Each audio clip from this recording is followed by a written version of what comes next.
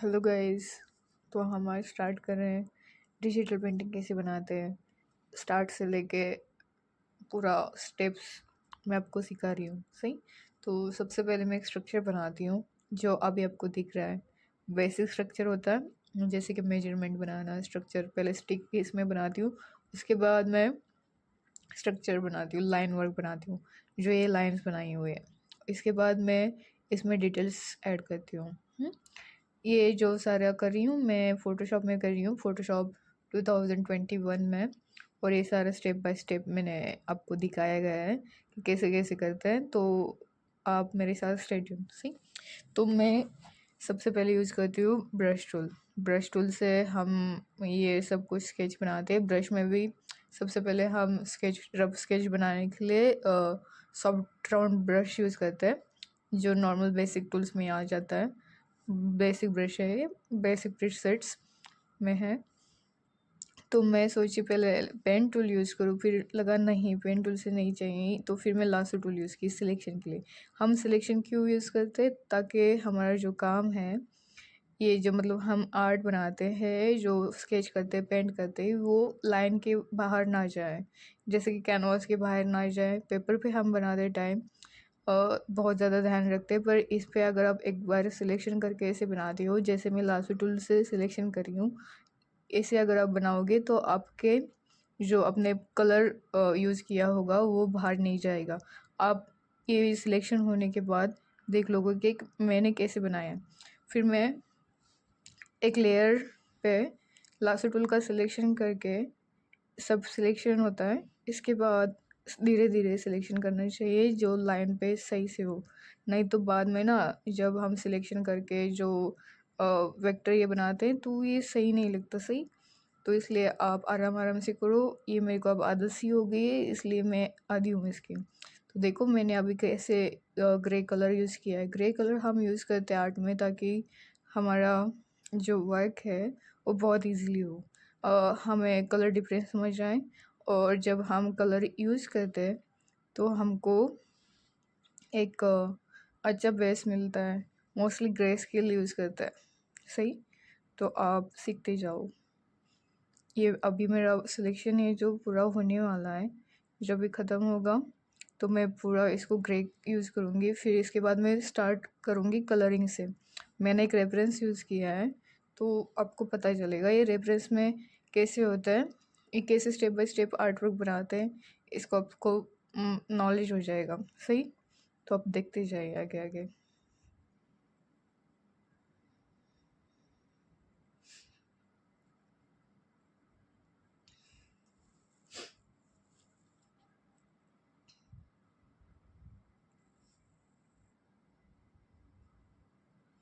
अभी मेरा बस सिलेक्शन हो रहा है, होने वाला है।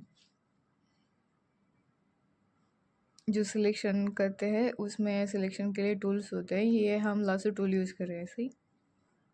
लासो टूल का शॉर्टकट है यल, कंट्रोल यल दबा के आपको मिल जाएगा। अगर आप शिफ्ट यल करके दबाओगे तो आपको इसमें अलग अलग ये मिलेंगे। ये देखो अब मैंने पूरा ग्रे स्केल यूज़ किया है, पूरा ग्रे यूज़ करा है इसको। अब मैं एक रेफरेंस ले रही हूँ जो मैं इसको देख के ये बनाई हूँ लाइन वर्क। सही। तो ये रेफरेंस में हम इसको कलर का रेफरेंस यूज़ करेंगे। ये पूरा उन्होंने कैरेक्टर बनाया है, तो उसका हम अच्छे से इसको कैसे कैसे उन्होंने बनाया है कलर पे, ये जो है अब हम इस कलर की ये कर लेंगे, आई ड्रॉपर से इसका यूज़ कर लेंगे। तो ऐसे ऐसे स्लोली स्लोली एक एक करके कलरिंग हम करते जाएंगे।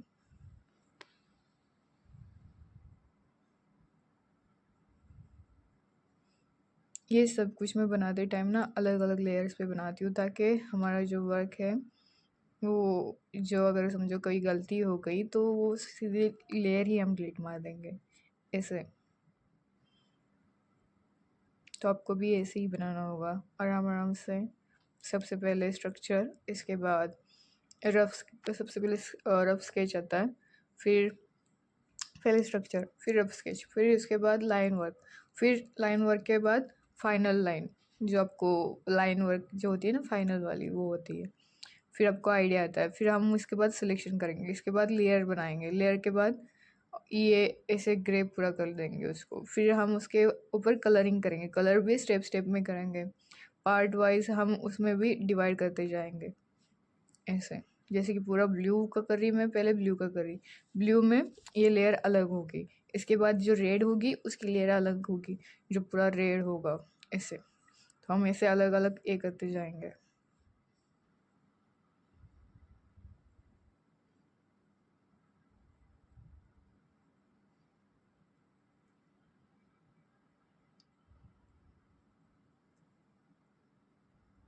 देखो अभी मैं रेड का कैसे कर रही हूँ, ये रेड बस हाईलाइट होंगे, पूरा ये नहीं होगा, थोड़ी थोड़ी जगह पे, ताकि वेपन्स में मोस्टली ऐसे ही होता है।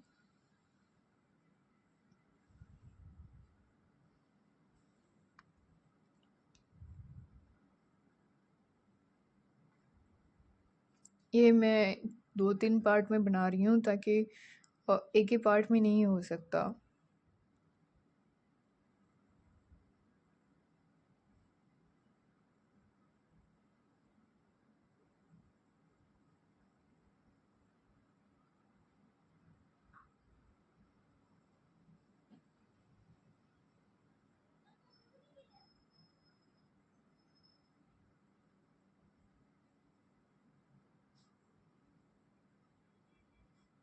नेक्स्ट वाले पार्ट में हम बाकी के कलर भी ऐड ऑन करेंगे, जो आपको दिख रहा है रेफरेंस वैसे ही।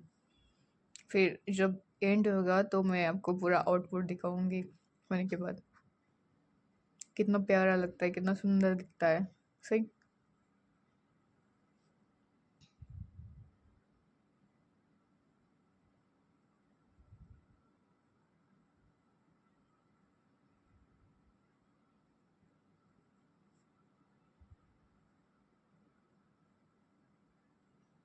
अगर आपको भी सीखना है तो अब मेरे चैनल को, इस चैनल को सब्सक्राइब करना, लाइक करना और फॉलो मेरे इंस्टाग्राम का आईडी भी है श्वेता आर्टिस्ट 77 ऐसे करके, तो आप वहाँ पे भी जाके मेरे को फॉलो कर सकते हैं। और बहुत कुछ वहाँ पे भी इंफॉर्मेशन